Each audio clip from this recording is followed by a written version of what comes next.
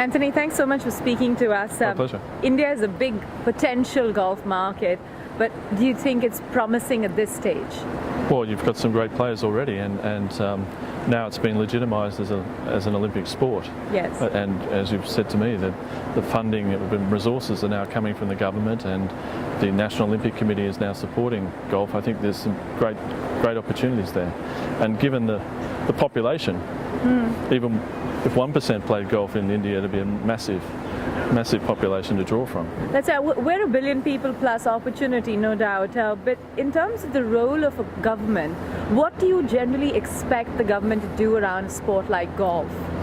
Well, to support it and to provide the resources that an Olympic sport requires to participate at the Games and to let the sport govern itself.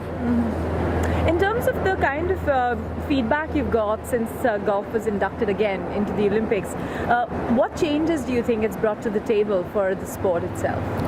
Well, as I said before, there's recognition as a sport for a lot of countries which hold the Olympics dear.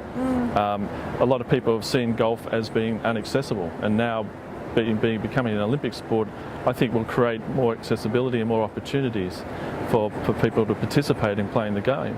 And that will come hopefully through funding and developing facilities to enable more people to participate in the sport. Right. Do you think that it will indeed at some point leave that elitist tag? Because I keep reminding Indians that the number of caddies turned pros who are actually winning on tour is a number we should be proud of. Sure. And not tag it as a rich man's sport. Well, it's a sport that I think will become more and more accessible, and the Olympics will help break down, I think, that perception.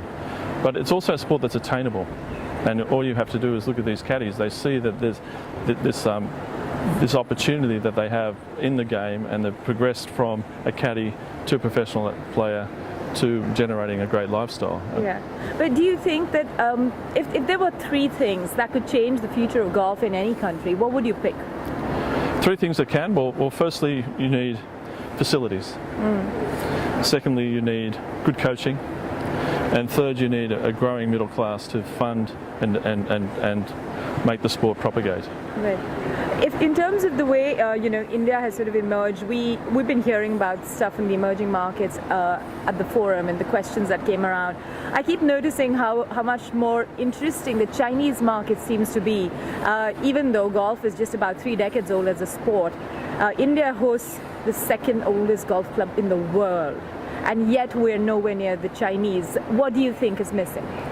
Well, I think it's back to those 3 points. I think you need more facilities, good coaching, and with that a pyramid or development program which provides pathways for elite golfers, and that's being developed. I see there's great promise and I think a future for golf in India.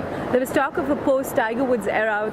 We keep waiting for an iconic player to emerge out of India because possibly then that will sort of herald the coming of golf to age in India. Yeah, sport needs heroes.